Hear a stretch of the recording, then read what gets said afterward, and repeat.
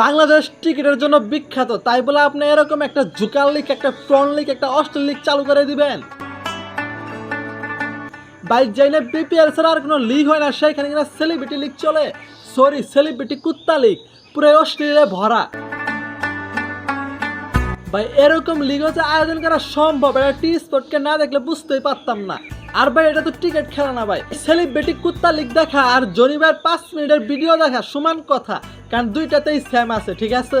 আর ভাই বাংলাদেশ টিকিটের যে অবস্থা, মানে বাংলাদেশ টিকিট দেখে সময় নষ্ট, বাংলাদেশ টিকিট খেলা দেখাটাই সময় নষ্ট, ঠিক আছে?